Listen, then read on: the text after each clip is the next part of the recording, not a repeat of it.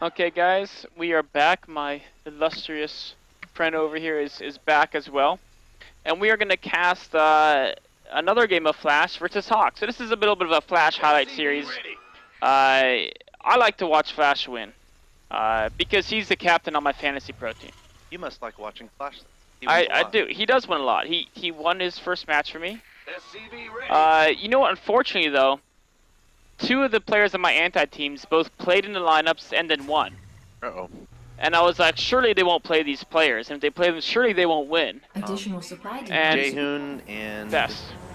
Yes? Best. Best. Well, I thought they would play Best, but I thought he would lose. You know, Best is on my core team. Yeah, I think... He's on my straight-up I picked him as my anti-team as a guy who would, you know, take up a lot of points, right? Because you have to have good players on your anti-team just by the way it makes you put good players. And so... Of course. Best was the good player I chose. I thought he was the good player who'd lose the most out of the good players. Maybe he'll prove me wrong though. His macro is pretty out of control in Brood War, especially his Protoss versus Terran was of incredibly renowned. Yeah. But this game, Flash going command center first. He loves his SCVs. He does. And some people may be like, what? This is crazy. What if Zerg attacks him? Well, the thing is, like, when Flash does these command center first kills, he scouts, and he constructs them in such a way that, you know, no matter what he sees, he's able to adjust from there to make sure he stays safe. There's two ways to do it. One is you put the command center to high ground, and you scout a little bit later. And then even if the Zerg goes early pull, you have a wall off, and there's Zerglings that scratch your buildings, you pull 2 SCVs to repair, and you're way ahead. The other way is you do what Flash did this game. Whereas you send an SCV scout, and it's timed so that right about... He gets to the Zerg natural. And right as he's about to build a command center, he sees where the Zerg hatchery is. And if there's no hatchery at the Zerg natural, he puts his command center on high ground. If there is a hatchery, he puts it on the low ground. And so that's something he could do as well. Hawk, so, of course, is teamless right now. SCV ready. Currently, yes. Formerly of Team Quantic. Quantic's now dissolved. Hawk's actually won a decent amount of events. Yes. SWC, NA. That's right. He also made it pretty far in MLG. So was it Summer Championship or was it the Spring Championship? Oh, he wasn't at fall. It wasn't. It was either spring or summer. He made a pretty good run. Summer. Knocked out 1 or 2 top players. Go. This summer. Okay. Sure. Upgrade complete. Yeah, so he's done fairly well. Complete. Of course, not at the Korean top player level, but as far as non-Korean Zergs, Hawk is he's behind Stefano, but he's behind a couple others as well probably. But he's not at all he's no slouch. Creative. He's a creative guy. He is. I think he came up with like the spine crawler contain against Protoss. Dropping the Overlord creep. It was either him or it was Ghosty User. One of those two guys. They both love those builds a lot. They probably both collaborate. But it looks like being talking about creative, that is a very fast Roach Warren coming out from Hawk. Of course, Flash doesn't notice yet. We're watching this from Flash's point of view, and he has no idea the Roach Warren is almost done. Well, we can see like he's already taking safety measures. Like he has a supply depot right outside of that bunker. The bunker has 2 Marines inside, and he's just going to continue building the supply depots. And he's building a tech lab on a barracks right next to a starport, which 9 times out of 10 means he's going to put the starport on the tech lab and make a Banshee, which is pretty nice against the Roach plane. Now he's sending a Hellion across the map to scout and see what his opponent is up to. SCV ready. So yeah, he's making these basic defensive measures, but the nice thing though is that these defensive measures he's taking are basically free, right? I mean, he did build a bunker, but you're going to build that going command center first no matter what. And then you're right, he's building depots to help defend, but he needs depots no matter what anyway. So if you're a Terran at home, you should take notes on how Flash is constructing his buildings so that he can basically make himself safe from aggression without actually spending more money than than you would doing your build where you die to these pushes. No, Hawk is already making drones in that production tab, so it looks like... He is. He just made a few roaches early. And here they are at Flash's base. Now Flash pulls the SCVs out of his base.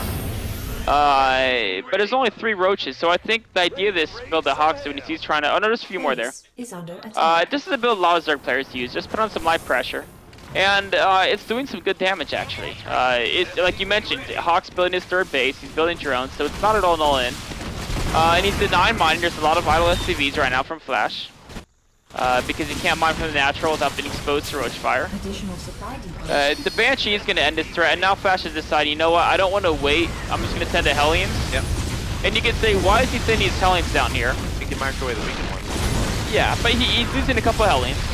Whereas he could just let the Banshee kill the roaches on its own. But he wanted to mine from his natural again. Yeah. So he's like, you know what, I need to get these guys back on the job. If you let those SCVs slack off for too long, they will feel entitled to larger breaks. Indeed. And then you're gonna start having all this, you know, workplace reform motions, and SCVs want overtime. So no, you gotta get them back on the mines, working hard. Even if it means losing a couple hours. Exactly. You gotta make sacrifices. And during all that, funnily enough, like Flash, his 3rd was like building. It was. Like that SCV building that 3rd had no idea anything catastrophic was happening back He was off in his own corner of the world. Yep. The interesting question here is, if Hawk went to the 3rd, he could have canceled that.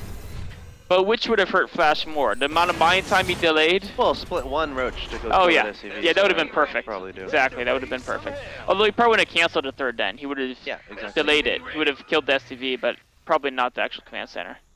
It depends when the roach got there. I think if he, right when he attacked, the command center was like 20%. Yeah. So. If it was, I have to I forget the timings. I don't know how far it was along, but yeah, it wasn't definitely, too far along. Definitely could have been doable. Yeah. Double armor upgrades again from Flash is kind of his tried and true technique. SCV ready. Additional supply depots. Meanwhile, right now what Flash wants to know is he knows there's not crazy fast meatless play because it is 7 roach push already. But he still doesn't know whether it's muteless or infestor roach or what the exact follow-up is. He suspects it's not muteless because that's an uncommon follow-up. They already have the roach warren. But you know what? He's gonna get Thors anyway, because why not? Yeah. They're big. They've got giant guns, and they kind of just crush everything. Yep. So the one thing Thors can be weak to is a massive amount of roaches. But there's no way your opponent can get that at this point in the game, given the openings they did. So there's no reason not to get the Thors first and then get a couple siege tanks with siege mode and do things that are more useful against those mass aliens. Now, Hawk is adding roach speed, but he's adding on +2 melee instead of a missile attacks upgrade, which is a little bit interesting to me. I don't know if he's been able to scout exactly, you know, Flash's mech choice. So I feel like after seeing the Banshees and Hellions earlier, it's kind of something you can guess, and based on Flash's style. But it's interesting to me that he's investing so much in the Zerglings. It is. It's also, it makes his late game much stronger with the Broodlings. Sure. But it's a trade-off, right? It means, yes, he's going to have a weak, if he wants to try to swarm over the mech with mass roach, he's going to have a harder time doing that. But we can see he's going straight to hive. So I think he wants to use some roaches, probably, so he doesn't die to Hellions, and maybe if Flash tries to move out too early. But he's really not aiming for that mass roach type anti-mech play that we saw Vibe try the other game. He's really trying to rush to hive as fast as possible. But he has no Spire, as far as I can tell. So the Broodlords are still a decent ways off, even though the hive tech is underway. Alright, we see Flash just trying to clear some creep off at this point, using Hellions and Banshees and scanning to spot those. Queen's coming forward here from Hawk, trying to prevent that from happening. Meanwhile, Flash gonna add on a command center soon. A command center too, I think, would be a decent decision, but trying to make sure he has enough money to get the basic stuff out. And there's the command center. So yeah, doing all the right things from this point. I mean, he's already up 161 to 139 in that supply, and it seems like Hawk is like, I don't know what he's doing with that hive, man. Could be Ultras. Yeah, those would benefit from upgrades like as well, no but Spire, so Ultras are very good against siege tanks in general, but they're very poor against Thors. Unless if you have enough infestor support, Flash Gan sees the hive tech. Is this going to trigger an attack, or is he just going to wait for 2-2 upgrades? It's not 100% clear. He is adding more and more command centers, of course. When you're going mech, you tend to have a little bit of extra minerals.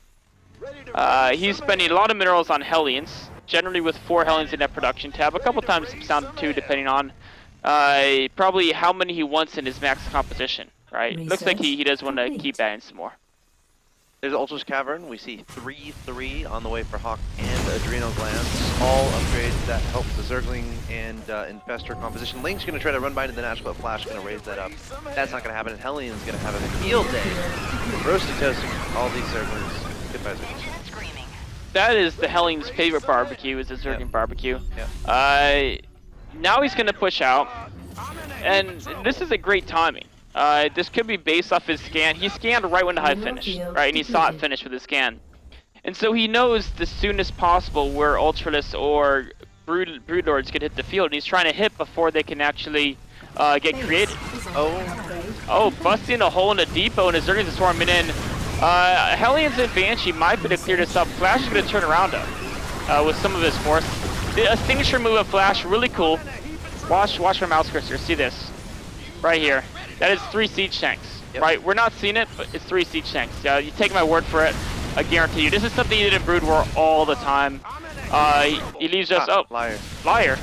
No, there was a siege tank there too. We're gonna find out. There had to have been. This would have, oh, maybe not, maybe I'm wrong. Okay, I was a liar there. I get your point though. Traditionally, he leaves 3 siege tanks to finish off hatcheries when he retreats his army. Because let's say his whole army doesn't want to hang around because it has to be somewhere else, like defending the counter or attacking somewhere else. It's something that he used extensively in against Protoss and Brood War, and I've noticed him doing it extensively against Zerg and in Terramir in Starcraft 2. So I mean, he didn't do it in this option here. Maybe he didn't have quite the tank count to make him feel comfortable. To die. And They would. They've accepted those terms, but at the cost of a hatchery at this point in the game, it's forward. It is worth it, but I think in this game he didn't have enough tanks where he felt. Like, if you have, like, often he has 20 tanks, right? Have a game. Looks like we're experiencing a little bit of... game. A little bit of computer freezage. Click anything? I can't click anything, it's... Holy... Wait, I can get out of StarCraft. Just StarCraft froze. It could be BattleNet. Because outside of StarCraft, everything works fine. StarCraft is inoperational. For some reason. So, hold on, guys. We'll get with you in just a minute. Maybe it is BattleNet. We'll get our tech guy, Mr. Coley, on here. Tab out. Yeah. Boom. Maybe we just have to restart StarCraft, or... Yeah. StarCraft just got totally non-responsive.